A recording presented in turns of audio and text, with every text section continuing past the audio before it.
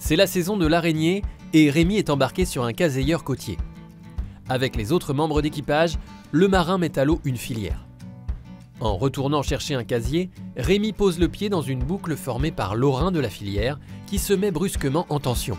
Déséquilibré, Rémi est entraîné par la filière. Sa collègue, dans un mouvement réflexe, sectionne la filière, sauvant Rémi d'une chute à la mer. Mais le choc a été violent. Rémi souffre de multiples fractures au niveau de la cheville et d'une belle entorse au genou. Sans compter les conséquences psychologiques pour lui et pour sa collègue qui l'a sauvé. Alors que peut-on faire pour réduire ce risque ?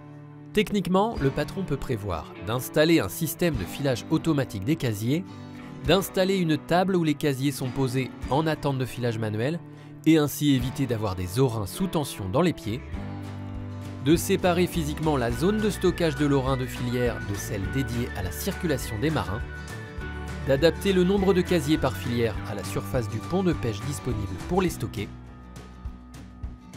de mettre à disposition des couteaux pour les cas d'urgence. En termes d'organisation du travail, il faut optimiser le plan de chargement de la filière en numérotant par exemple les casiers ou en les stockant dans un ordre précis. Adapter la vitesse de filage afin que les marins ne subissent pas une cadence trop élevée.